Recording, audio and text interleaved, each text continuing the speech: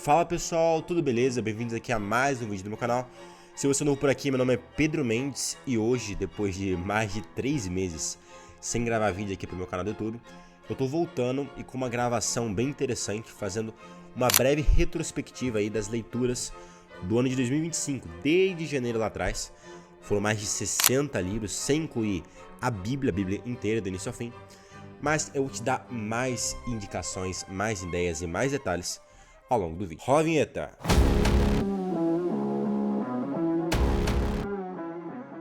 Então, este ano foi bastante bom relativo a leituras.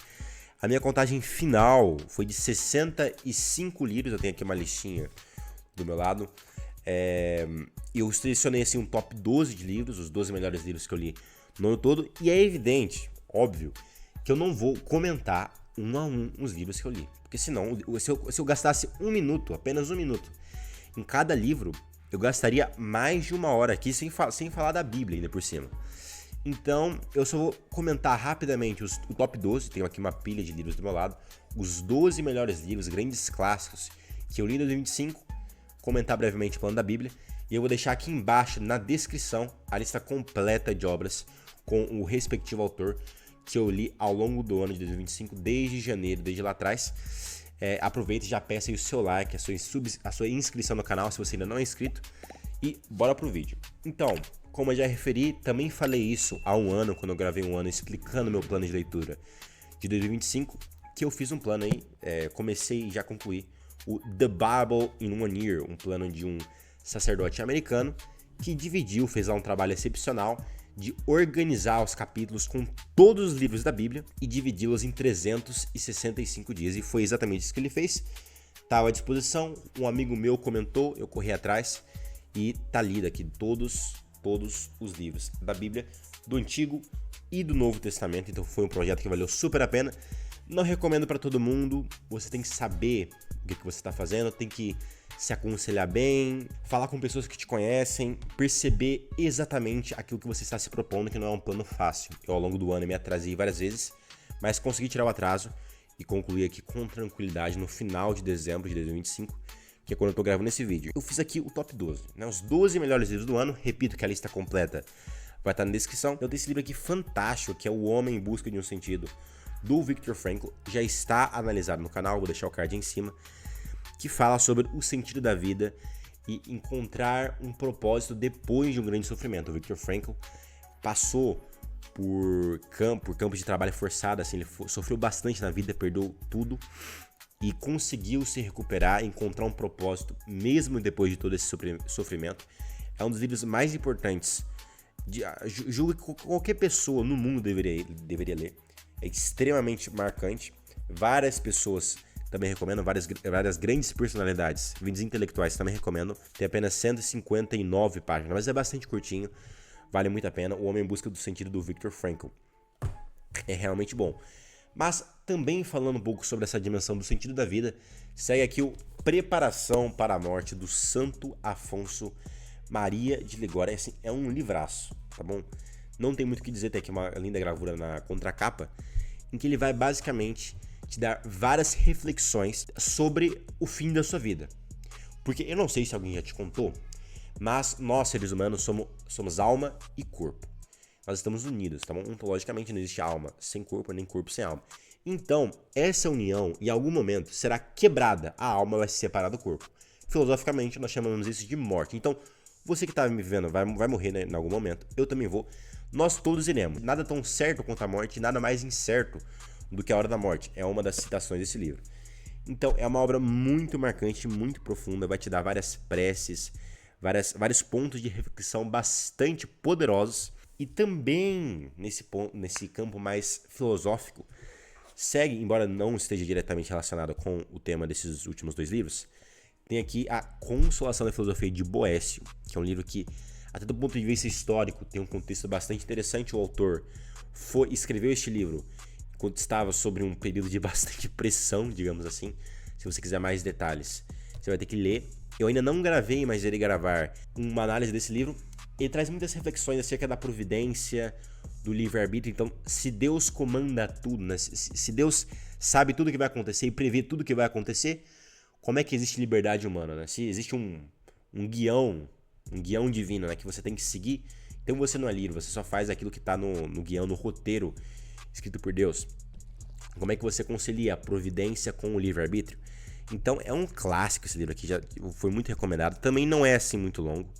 É escrito de uma forma bastante poética, porque o Boécio expressa, ele simboliza, ele ilustra a filosofia de uma forma simbólica, como uma dama que aparece para ele e começa a falar. Eles têm diálogos bastante frutuosos. Então é um livro também bastante profundo. E filosofia, tá? Não é uma coisinha que qualquer pessoa lê assim, não, deixa eu pegar aqui uma leitura casual, deixa eu ver. Vou pegar aqui a consolação da filosofia. Calma, não é bem assim. Também é bastante bom. O livro seguinte também vale super a pena, foi muito marcante. É o Didascalicon, do Hugo de São Vítor. Vocês podem achar que é um santo, né? Hugo de São Vítor, mas não é. São Vítor é o nome do mosteiro dele. Era um Hugo, um teólogo bastante conhecido, que foi muito admirado, muito respeitado na Idade Média. Houve quem o chamasse de o maior teólogo de todos os tempos. Mas esse livro aqui vai te dar uma guia, uma trilha de pedras bastante visível, bastante prática, sobre o caminho da soberania intelectual, como é que você faz, como é que você estuda. Como esse livro foi escrito há muitos séculos, ele fala aqui um pouco de caça, de algumas coisas que não se aplicam muito ao mundo atual, mas tem bastantes reflexões interessantíssimas sobre o estudo da filosofia, a teologia, a própria matemática, o português, as artes liberais, né? o estudo, o trivium e o quadrivium, a simbologia, a própria estrutura do corpo humano. Vai falar também sobre técnicas de estudo, técnicas de memorização. E, inclusive, eu usei trechos desse livro para fundamentar um vídeo que eu gravei aqui no canal, já está disponível, vou deixar o card aqui em cima. Um vídeo sobre memória, como é que você memoriza as coisas e por que é que você deve memorizar as coisas. Não adianta nada você ler se você não retém ao menos parte do que você leu na sua memória. Então é um livro que também é muito bom. Eu já cheguei a dizer que foi o melhor livro que eu já li, talvez não seja verdade, mas também vale super a pena, embora seja bem mais sistemático, tá bom? E eu adoro isso, meu cérebro também se encaixa muito com esse tipo de estrutura. Então tem aqui 3 partes. A primeira parte se divide em pá, pá, pá. A segunda parte se divide em pá, pá, pá. Eu conheço pessoas que não gostam desse tipo de leitura, acham muito racional e preferem algo mais simbólico, mais poético, não sei, como a Consolação da Filosofia. Mas eu, Pedro Mendes, pessoalmente adorei, amei esse estilo Hugo de São Vítor. E se alguém tiver algum livro parecido para me recomendar, por favor, me manda aqui nos comentários. Depois tem uma obra completamente diferente de tudo que eu falei até agora, que é aqui o Admirável Mundo Novo, do Aldous Huxley. Também é bastante conhecido, o Brave New World, em inglês, na forma inglesa. Está muito relacionada com trechos de Shakespeare também, que mostra uma sociedade distópica, assim, um negócio maluco, controle genético, hipnopédia, assim, esquecimento da história, né? Olha só que negócio hipotético e assustador, né?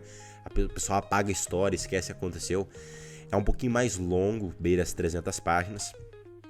Tem alguns personagens muito interessantes, como o Selvagem. Tem também uma simbologia de nomes que eu comecei a perceber algum tempo depois de eu ter terminado um livro. Acho que não sei se eu comentei isso no meu outro vídeo, porque eu também já gravei uma análise desse livro aqui no canal. Por isso não vou falar tanto sobre ele, mas é muito conhecido, muito bom. Também vale muito a pena, te marca muito, porque mostra uma sociedade que talvez nem esteja tão longe, tão distante da realidade quanto o autor, o Huxley, pensava. E também é um livro que foi escrito apenas no século XX, não faz assim tanto tempo, né? Século XX foi anteontem na história. Depois também tem aqui o Cristianismo Puro e Simples, do C.S. Lewis, Mere Christianity, né? Muito famoso, muito conhecido. Eu adorei, eu recomendo pra caramba que essas edições da Thomas Nelson Brasil, que são muito bonitas, dá gosto pegar nesse papel, na tipografia, tudo bem organizado. E o Lewis também é um excelente autor, especialmente para leigos, para civis, para pessoas que não querem ser especialistas, porque ele apresenta realidades muito profundas, muito densas, numa linguagem bastante simples e coloquial, com uma linguagem muito analógica, várias comparações, para que você consiga entender aquilo que ele quer expressar na perfeição. Então, baita livro também, já está analisado aqui no canal. Ele apresenta o famoso trilema de Lewis, né? Porque que é aquela lógica de que Jesus Cristo, figura de Jesus Cristo, ele dizia que era Deus, né? Então, ou ele não era Deus, ou ele era Deus. Se ele não era Deus, ou ele não era Deus. e achava que era Deus. Ele não era, mas achava que era, então ele era maluco. Lunatic, no original em inglês. Se ele não era Deus e sabia que não era Deus, então ele estava enganando as pessoas, então ele era um liar, um desleal. Ou ele era de fato Deus e estava falando a verdade. Então nesse caso ele seria Lord, né? Seria Deus. No original em inglês, lunatic, liar e Lord, as três possibilidades lógicas. E no português, demente, desleal e Deus, né? Porque tem um pessoal que fala que não, eu apoio muito Jesus Cristo, acho que Jesus Cristo era muito bom e tal, mas eu não acho que ele era Deus.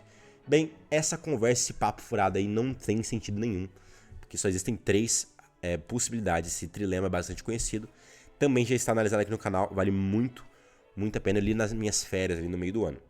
Depois tem um livro que eu li lá em fevereiro, eu lembro que eu comecei no dia 1 de fevereiro e acabei no dia 1 de março, e sem dúvida nenhuma um dos melhores livros que eu já li, que é o romance Os Noivos, do Alessandro Manzoni, também está analisado aqui no canal, que é, assim, do ponto de vista histórico, é muito bom, do ponto de vista literário, é maravilhoso, do ponto de vista simbólico, espiritual, é estupendo. Então, assim, é uma maravilha, é um romance sem fim. Essa edição que eu tenho aqui, Biblioteca Indispensável, tem várias ilustrações, deixa eu ver se eu mostro aqui alguma aqui, tem umas ilustrações bastante pertinentes, vai te mostrar uns personagens muito profundos, reflexões maravilhosas, é divertido de ler, é uma daquelas leituras que muitas vezes é difícil parar.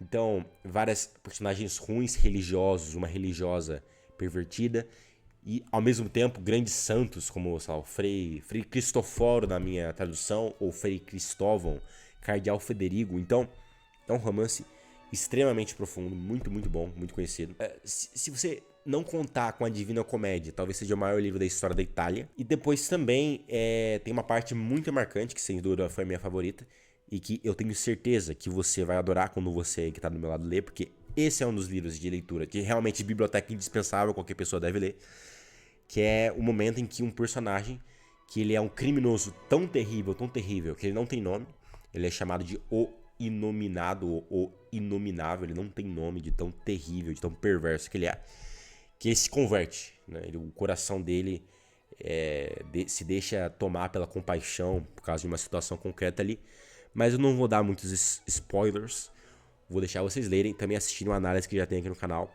É um livro realmente marcante, como todos. Vocês podem ver aqui que eu tô apresentando aqui, obviamente, só o topo, assim, os livros de alto nível que eu li esse ano, que eu também li algumas coisas menos boas, embora nada tenha sido escandaloso, como é evidente. Depois também tem aqui um livro mais... não é abstrato, mas assim, é um livro menos prático, menos palpável, assim, menos concreto, na minha opinião, que é A Vida Intelectual, aqui do A.D. Lange, porque ele tem aqui o subtítulo Seu Espírito, né, o Espírito, as Condições e os Métodos da Vida Intelectual.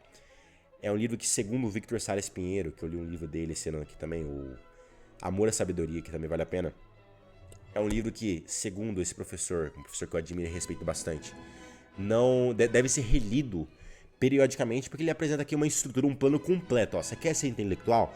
Você tem vida intelectual? Ó, é isso que você faz. Como é que você lê, como é que você estuda, como é que você organiza, como é que é a sua rotina. Então, é bastante completo, interessante. O único problema é que ele vai falar... Em primeiro lugar, ele apresenta isso numa perspectiva bastante masculina. Então, ele vai falar, sei lá, da mulher do intelectual. A mulher do intelectual, ela tem que ir lá, tem que consolá-lo e perguntar como é que foi a vida de estudos dele. Obviamente, estou fazendo uma caricatura, o livro tem muita qualidade, vale muito a pena. Vai falar do sono também, de como você tem boas ideias, também tá tudo grifado, porque tanto eu quanto a minha irmã de 15 anos, quanto a minha mãe já lemos. Vai trazer umas reflexões muito interessantes acerca da leitura, que realmente me encantaram. Como é que você organiza o conteúdo que você estuda. É bem organizado, é bem estruturado, vale a pena. Eu só digo que foi um pouquinho mais abstrato, porque ele apresenta a vida intelectual, não sei, de uma forma que eu achei menos realista do que eu tava esperando, não sei, talvez eu mude a minha opinião quando eu reler o livro. Reparei que vários livros que eu tô apresentando aqui são livros de tão bons que você não consegue captar toda a essência, todo o suco do livro com uma única leitura. São livros que precisam ser relidos com o tempo. Depois da vida intelectual, vai para um livro grossão, que é um baita testemunho de vida, um baita compilado de testemunhos de vida, acerca da maravilha, do paraíso terreno que foi a União Soviética no século XX, a pátria dos proletários, O livro é O Arquipélago Gulag, do Alexander Solzhenitsyn. Espero ter pronunciado bem o nome. Eu já comentei no canal num daqueles vídeos mensais. Vou ver se eu deixo o card em cima. Ele vai te dar um panorama completo, uma visão geral daquilo que foi o sistema opressor do regime político soviético. O amado Koba, não é? Koba, se você não sabe o que isso quer dizer, né? K-O-B-A. Pesquise. Então, aqui o sistema... Eu não vou dar muitos detalhes, tá bom? Vai falar dos lemas do partido, toda a propaganda, o sistema de caça, de prisão, de tortura, assim, um negócio assim, chocante. Muito, muito difícil. Parece outro mundo, não parece que você está falando aqui de algo que aconteceu no planeta Terra há menos de 100 anos. Mas é um fato e é também muito famoso esse livro. A história de publicação do livro já dava um filmaço. Então, assim, leiam tudo, tá bom? Não por introdução, não por em capítulos. É um testemunho que você nunca vai esquecer. Porque você pode ver, pelo próprio rosto aqui do sujeito, pelo próprio rosto aqui que vocês podem ver na capa, na contracapa do livro, vocês podem ver que ele sofreu muito, assim. Passou vários anos dentro daquele sistema e depois fez esse trabalho arriscadíssimo de colocar por escrito não só as experiências dele, como as de outras pessoas que passaram que sobreviveram àquela máquina mortífera, né? E conseguiu escrever e compilar e fazer com que isso fosse publicado. Então esse livro é resultado de um esforço hercúleo, um esforço heróico, realmente. Mudando completamente de tema, tem aqui Os Lusíadas, de Luís Vaz de Camões. Então não tem nada a ver com nada daquilo que eu falei até agora. Eu falei que é um dos livros que toda pessoa deveria ler, um clássico realmente marcante, que é considerado o maior livro já escrito em língua portuguesa. É muito difícil para falar muito sobre a história de Portugal, a viagem de Vasco da Gama para a Índia em 1497-98, muita mitologia grega misturada com história, um caráter épico e também um pouco antiépico. Merece uma análise bem aprofundada que eu com certeza gravarei no futuro, mas não vou poder dar muitas informações agora. Luís Vaz de Camões, que era um gênio da poesia, escreveu centenas de poemas, de sonetos lindíssimos. Tem um muito conhecido que é o amor é fogo que arde sem se ver, é ferida que dói não se sente. É um contentamento descontente, é dor que desatina sem doer.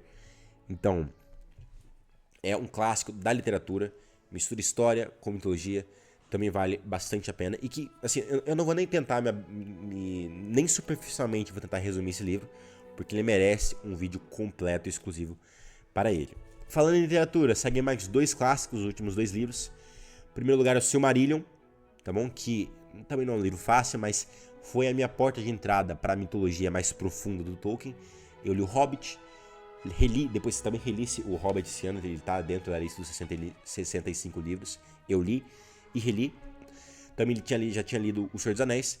E esse ano eu me aprofundei na literatura mais séria assim, do Tolkien, que são o Silmarillion, que é esse livro que está aqui, que vai falar sobre a formação da Terra-média, a grande mitologia, os deuses que o Tolkien criou, de onde veio tudo aquilo, as raízes, o backstage, digamos assim, de tudo aquilo que a gente observou com toda a plenitude na grande saga do Senhor dos Anéis. O Hobbit é uma obra mais introdutória, o Tolkien ainda não tinha criado todo aquele ambiente, aquele panorama.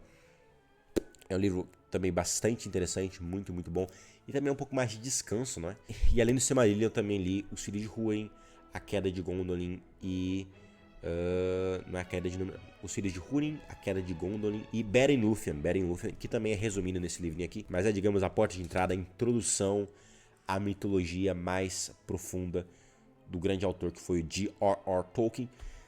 Um dos maiores autores do século XX e do ponto de vista de literatura fantástica, talvez seja o maior da história. E, por último, mas não menos importante, Crime e Castigo, de Fyodor Dostoiévski, assim, um drama humano, uma capacidade de descrição da alma humana que é um negócio impressionante. Então, é um livro forte, é um livro pesado, já estou avisando. Então, vai narrar o planejamento, a execução e os remorsos após um crime terrível, que já agora acontece logo no início do livro. Você não vai ter que esperar muito para ler sobre o crime em si. Assim, a profundidade com que o autor consegue descrever o Raskolnikov, o personagem principal, é absolutamente fora do normal, assim. Então você vai ficar com raiva de alguns personagens, você vai ter suas emoções bastante mexidas, você não vai às vezes entender qual é o fim da meada, você vai sentir confusão, vai sentir horror, vai sentir medo. Então, olha, é um livro que superou todas as minhas expectativas. É longo, denso, é dividido em várias partes. Literatura russa no geral, pelo menos por aquilo que eu já comecei a ler este ano e vou me aprofundar no ano que vem, é um tipo de literatura mais profundo e que analisa, que descreve muito psicologicamente esses personagens. Então, enquanto Tolkien vai fazer uma enciclopédia, vai falar de não sei quantos deuses, não sei quantos personagens e não sei quantos atores na história, o Crime e Castigo vai falar de um pouco menos, com os nomes bem complicados, é meio difícil memorizar os nomes. Mas ele vai descrever muito, ele vai passar longas páginas e capítulos falando sobre a dimensão, sobre o que o cara tá pensando, aquilo que tá acontecendo na cabeça do cara. Às vezes você acha que, não, o que tá acontecendo? Não, é um sonho, literalmente um sonho do personagem. Então é um livro bastante interessante e que, por exemplo, recomendei ele pra um amigo meu que quer ser psiquiatra. Não, eu quero muito ser psiquiatra, olha, leia o Crime e Castigo. Acho que inclusive, se tiver algum psiquiatra nesse vídeo, por favor me avise, porque realmente é um livro que está bastante conectado com esse tipo de análise, esse tipo de contexto. Esse foi o top 12 melhores livros. Foram bastante difíceis de selecionar já agora, de 2026, sem contar aquilo que eu já mencionei, que é a Bíblia. Só para citar alguns outros, eu li aqui também O Caminho, do José Maria Escrivá, Aristóteles para Todos, do Mortimer Adler, O Banquete de Platão, que quase entrou no top 12, Como Fazer Amigos e Influenciar Pessoas, do Dale Carnegie, Crime no Expresso Oriente, da Agatha Christie, Filosofia para Exploradores Polares, do Erling Cage, sei lá, Todos os Caminhos levam a Roma, tá aqui em algum lugar, Todos os Caminhos levam a Roma, do Scott e da Kimberly Han, Os Sete Profetas, que também esse é um livro de filosofia bem interessante, do Alexandre Havar, acho que é assim que se pronuncia, Pai Rico, Pai Pobre, bastante conhecido, Raíces Históricas del Luteranismo, do Ricardo García Villalobos. Eu comecei a ler uns livros em espanhol também. La Rebelión de las Massas, do Ortega y Gasset, também é muito bom.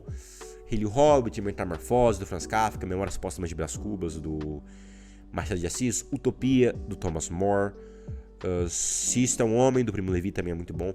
A Volta ao Mundo em 80 Dias, eu já analisei aqui no canal, tem muita qualidade. A Morte de Ivan Ilitch, do Tolstói, também é um outro exemplo de literatura russa. Amor de Perdição, do Camilo Castelo Branco. Adeus, Homens de Deus, do Michael Rose.